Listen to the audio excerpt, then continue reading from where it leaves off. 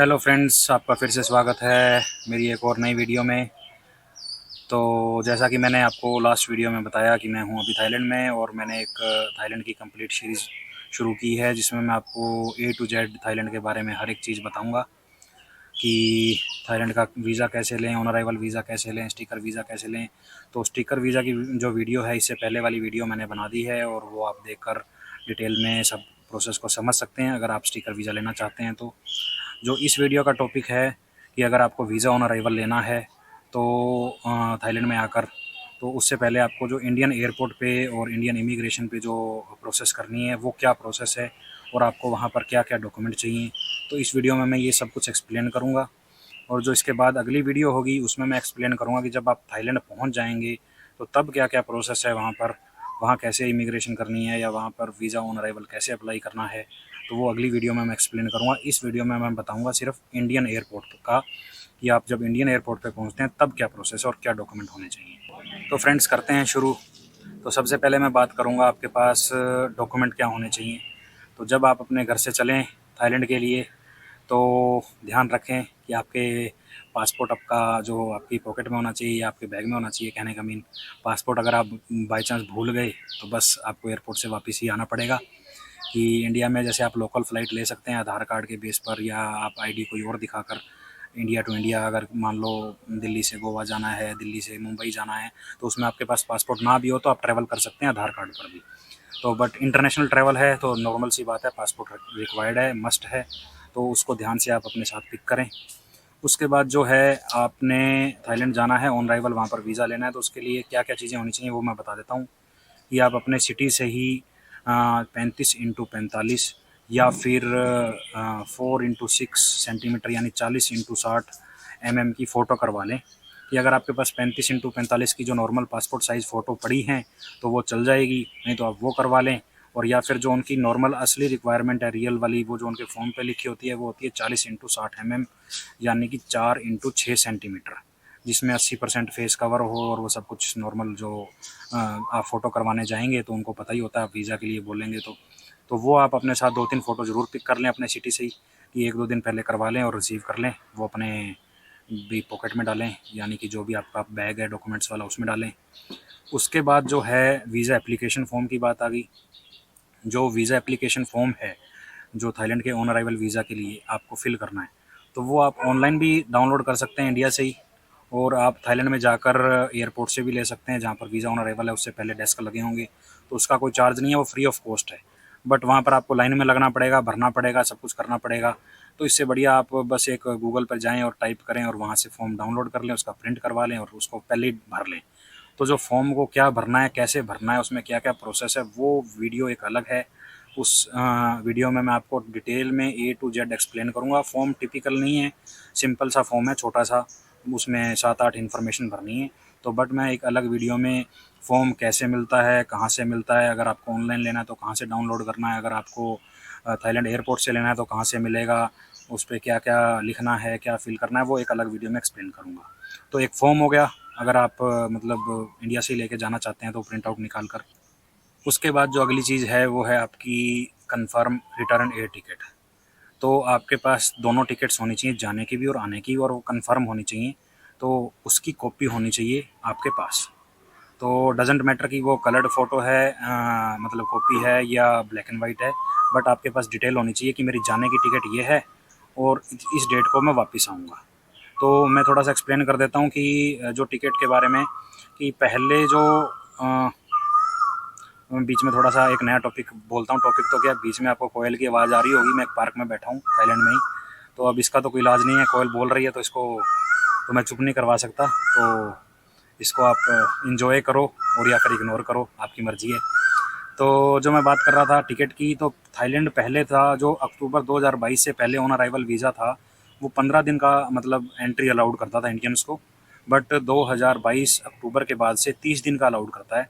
तो आप एक बार जब भी टिकट बुक करें तो आप वेरीफाई कर सकते हैं दोबारा से कि करंट में कितने टाइम का वीज़ा मिल रहा है, 15 दिन का या 30 दिन का। तो अगर आप 15 दिन से ज़्यादा रुकना चाहते हैं तो 30 दिन का भी, 20 दिन का या 25 दिन की भी वापसी की टिकट ले सकते हैं। बट पहले आप इसको कंफर्म कर लें कि आज की डेट में 30 का मिल रहा है, बट मेरी वीडियो आप 6 महीने बाद देख रहे हैं और उन्होंने दोबारा से 15 दिन का कर दिया और आप टिकट 20 दिन के बाद की वापसी ले रहे हैं तो वो मानी नहीं जाएगी वहाँ पर। एयरपोर्ट पे वो कहेंगे कि नहीं, वहाँ तो 15 दिन बाद आपको रिटर्न करना ज़रूरी है ऑन अराइवल पर।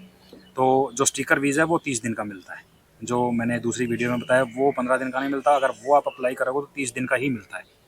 तो ये आप कंफर्म कर लें। तो जो एयर टिकट है जाने की और आने की दोनों आपके पास होनी चाहिए उसकी कॉपी। अब जो बहुत सारे लोग क्या करते हैं कि वापसी की टिकट डम्मी टिकट लेते हैं कि उसकी पेमेंट नहीं करते।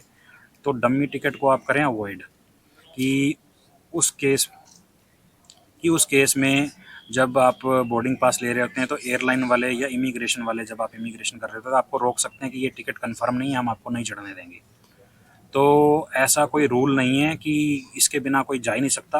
बहुत सारे लोग हैं जो डमी टिकट दिखाकर भी निकल जाते हैं, जो बड़े ही फ्रीक्वेंट ट्रैवलर हैं और वो उनको पता है सब कुछ कैसे मैनेज करना है। वो डमी टिकट लेते हैं और उसी के ऊपर थोड़ा बहुत एडिट करते हैं और पीएनआर नंबर वगैरह लिख देते हैं, तो किसी को पता नहीं चलता कि ये डमी है या कन्फर्म है।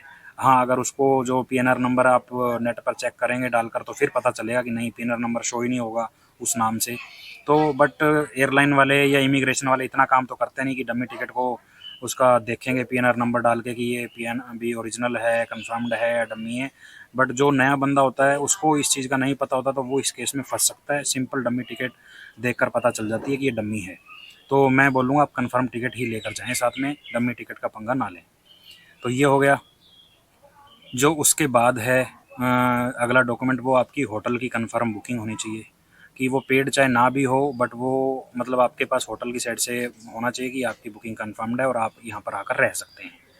तो वो होना चाहिए और उसमें आपका नाम होना ज़रूरी है। फॉर एग्ज़ाम्पल कि कोई कपल ट्रैवल कर रहा है और वो booking.com से होटल बुक करता है, तो उसमें एक ही पर्सन का नाम होता है। कि अगर आप एक डबल मतलब बेड वाला रूम लेते हैं तो एक पर्सन के नाम पर बुकिंग हो जाती है, तो उसमें दूसरे पर्सन का नाम नहीं आता। तो इस केस में जब वो वीज़ा अप्लाई करेगा दूसरा पर्सन, तो उसका नाम ही नहीं होगा होटल बुकिंग में। तो तब आप क्या करें, जहाँ नाम आप डाल रहे हैं बुकिंग के टाइम पे booking.com पर, तो पहले एक पर्सन का नाम लिखें, कॉमा लगाकर दूसरे पर्सन का नाम लिख दें। जब वो कन्फर्मेशन वाला पेपर आएगा तो वहाँ पर दोनों ही नाम लिखे होंगे, तो मतलब आप वो पेपर दोनों के लिए अलग अलग सबमिट करवा सकते हैं। तो ये हो गया होटल बुकिंग का। उसके बाद आपके पास जो ट्रैवल का और हेल्थ का इंश्योरेंस होना चाहिए। जितने दिन आप रुकेंगे उतने दिन को वो कवर कर रहा होना चाहिए। 10 दिन का है या 15 दिन का आपका प्लान है तो 15 दिन के लिए, 25 दिन का प्लान है तो 25 दिन के लिए। तो इंडिया में काफ़ी सारी कंपनीज़ हैं प्राइवेट, ICICI, लोम्बार्ड और HDFC और सुंदरम और केयर हेल्थ इंश्योरेंस, काफ़ी सारी कंपनियां। तो वहाँ से आप ये परचेज़ कर सकते हैं, ऑनलाइन भी परचेज़ कर सकते हैं इसको उनकी वेबसाइट पर जाकर। तो ये इसका पेपर होना चाहिए। उसके बाद आज के टाइम पे कोविड का कोई मसला नहीं चल रहा है, कोई इशू नहीं चल रहा है, तो आप मतलब इसको छोड़ भी सकते हैं, बट फिर भी आप अपना 2 डोज़ वाला वैक्सीनेशन सर्टिफिकेट साथ में लेके जाएं तो ज़्यादा अच्छी बात है। अगर आपसे मांग ही लिया जाए तो आप दिखा सकते हैं। तो ये डॉक्यूमेंट्स हैं जो आप एयरपोर्ट पे अपने साथ लेकर जाएंगे। इसके सिवाय जो एक और सबसे मेन इम्पोर्टेंट चीज़ है वो है कैश। कि जब आप ऑन अराइवल वीज़ा के लिए जाते हैं तो आपको इमिग्रेशन डिमांड कर सकती है कि आप हमें कैश दिखाएं, कितना है आपके पास, कि ताकि वहाँ पर आपका रहने खाने पीने का सब कुछ पैसे आपके पास हैं या नहीं है। तो वो एक पर्सन के लिए 10,000 थाई बाट। तो आपके पास 10,000 थाई बाट होने चाहिए, या फिर उतने इक्विवेलेंट इंडियन करेंसी हो या फिर डॉलर हो उतने, या उससे ज़्यादा ही हो तो अच्छी बात है। 10,000 मिनिमम है तो आप 10,000 को, ये हो सकता है कभी गवर्नमेंट रूल चेंज कर 12 कर दे, 15 कर दे, तो और वो अपडेट ना हो और आपको वहाँ रोक लिया जाए। तो 10,000 का हो गया लगभग 26-27 हज़ार रुपये। तो आप 20,000 ही लेकर चलें कि 50,000 रुपये मेरे पास हैं, कि 50,000 इंडियन रुपीज़ हैं जो मैं वहाँ जाकर कन्वर्ट करवा लूँगा थाई बाट में, या फिर मेरे पास 20,000 थाई बाट हैं, या फिर मेरे पास ये $500 हैं उसके इक्वलेंट। लगभग इतनी अमाउंट आपके पास कैश होनी चाहिए। अब जब आप 50,000 रुपये लेकर जाएंगे किसी भी फॉर्म में, डॉलर में या थाई बाट में, तो जो कस्टम वाले हैं ना, कई बार वो आपको परेशान कर सकते हैं कि इसका बिल दिखाएं कि आपने पैसे लिए कहाँ से, कि क्या ये टैक्स पेड मनी है या नहीं है। तो आप जब भी इस करेंसी को परचेज करें तो इसके साथ आप बिल भी ले लें। तो जो करेंसी देता है वो 100-150 रुपये एक्स्ट्रा लेता है और आपको बिल भी दे देगा। कोई 200 रुपये एक्स्ट्रा ले लेता है तो वो बिल ले लेंगे, तो वो प्लस पॉइंट है। तो ये चीज़ें हैं जो आपके साथ होनी चाहिए। अब क्या प्रोसेस होगी इन डॉक्यूमेंट्स को लेकर जाने के बाद, मैं वो आपको बता देता हूँ। कि आपको ये ले जाकर और आपके जो एयरलाइन काउंटर पर जाना है और वहाँ पर आपको अपना पासपोर्ट दिखाना है और टिकट की कॉपी दिखानी है कि मैंने थाईलैंड जाना है और मैं वहाँ जाकर वीज़ा ऑन अराइवल लूँगा। तो मेरे को बोर्डिंग पास दो।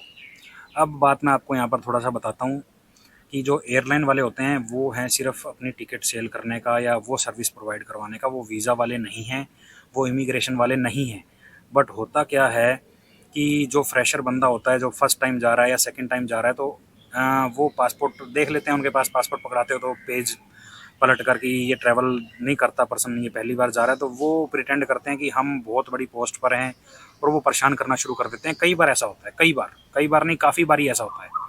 तो वो कहते हैं कि आप क्यों जा रहे हैं, फलाना जा रहे हैं, ये बताओ आपके पास पैसे हैं या नहीं है। हालांकि उनका इतना काम है नहीं, ये काम है इमिग्रेशन वालों का पूछना आपसे, या फिर कस्टम वाले चलो पूछ लें आपके पास बिल वगैरह है या नहीं है, कितने पैसे लेके जा रहे हैं।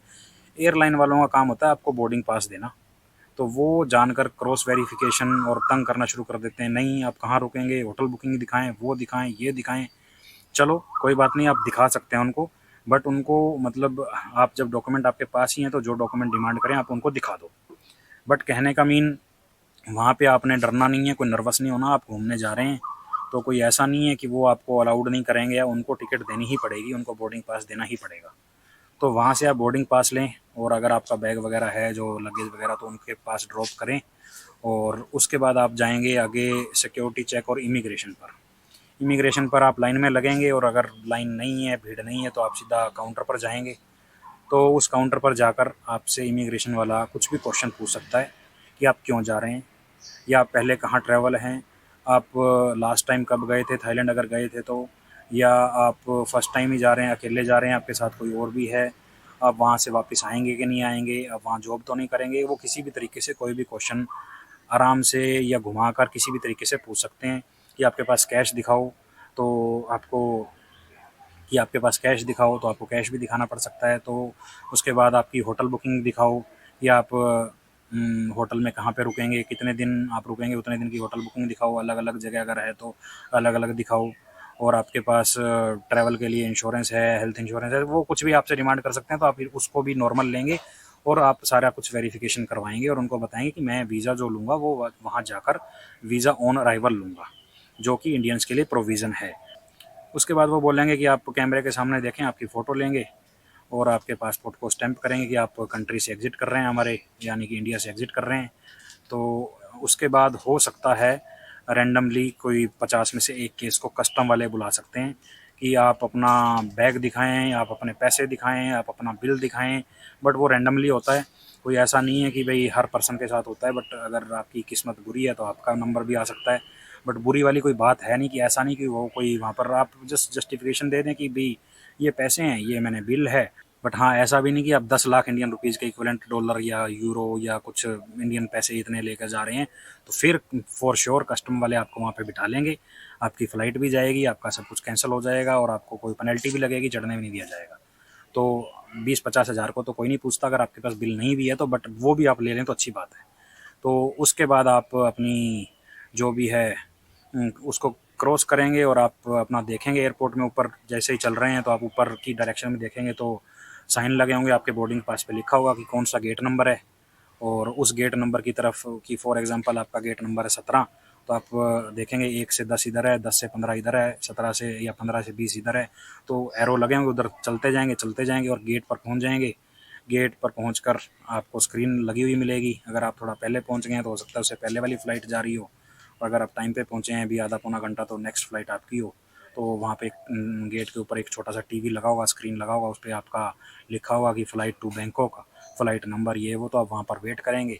लगभग आधे घंटे के बाद आपकी बोर्डिंग शुरू हो जाएगी और आपको वहाँ पे जैसे लोग खड़े होंगे तो आपको भी लाइन में लगना है, आपका पासपोर्ट दिखाना है, आपकी बोर्डिंग पास दिखाना है, यानी कि टिकट दिखानी है। तो वो कहेंगे ओके अंदर जाओ और आप फ़्लाइट में बैठ जाएंगे। तो ये प्रोसेस है इंडिया के एयरपोर्ट की। तो अब मैं इस अगली वीडियो में बताऊंगा कि थाईलैंड में जब आप उतर जाओगे तब क्या प्रोसेस होगी इमिग्रेशन की या सारी वीज़ा ऑन अराइवल की। तो वो मैं अगली वीडियो में बताऊंगा, क्योंकि एक ही वीडियो में मैं अब ये वीडियो भी लगभग 15 मिनट की हो गई है, तो सारा एक्सप्लेन करूँगा तो काफ़ी लंबा हो जाएगा। तो आई होप कि आपको इस वीडियो में इंडियन एयरपोर्ट पे कैसे कैसे प्रोसेस होगी और क्या क्या करना है और क्या क्या डॉक्यूमेंट होने चाहिए सब समझ आ गया होगा। तो इस वीडियो में सिर्फ इतना ही। अगली नेक्स्ट वीडियो में थाईलैंड के एयरपोर्ट के डिटेल्स के साथ मिलते हैं। तब तक के लिए मैं बोलूँगा थैंक यू और बाय बाय।